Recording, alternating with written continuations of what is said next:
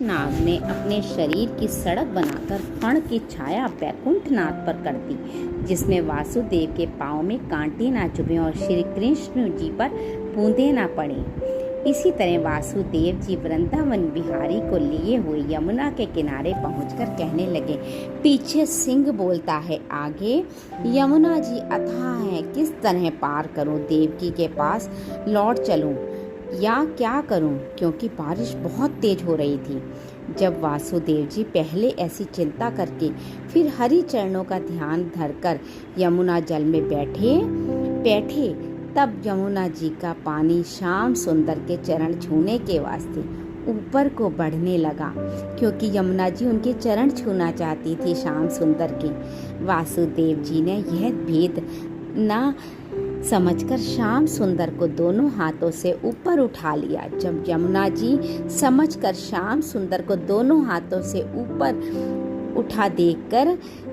जब वासुदेव की नाक तक पहुंच गया पानी फिर, और वे बहुत घबराकर चिंता करने लगे तब श्री कृष्ण अंतर्यामी ने उनको दुखी देखकर जैसे ही अपना चरण यमुना जल को छुआकर हुंकार दिया, वैसे ही यमुना जी अथाह हो गई। जल घुटने के बराबर आ गया वासुदेव जी के। वासुदेव जी यह महिमा देखकर प्रसन्न होकर पार उतर गए और गोकुल में नंद जी के स्थान पर जाकर उनका द्वार खुला पाया।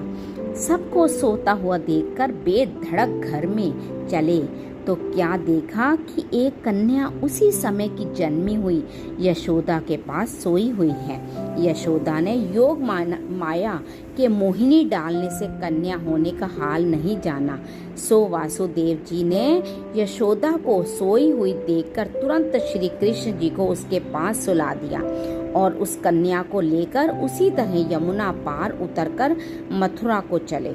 जब देवकी ने वासुदेव व श्री कृष्ण को सारी रात पानी बरसने में गोकुल को भेज दिया, तब वह रोक कर पछताने लगी कि कदाचित कोई चौकीदार जाग उठे और किवाड़ खुले देखकर कंस से जाकर कह दे, या राह में कोई वासुदेव को मिल जाए और उनका समाचार कंस से कह दे, तो ना मालूम वह हमको कैसा दुख देगा।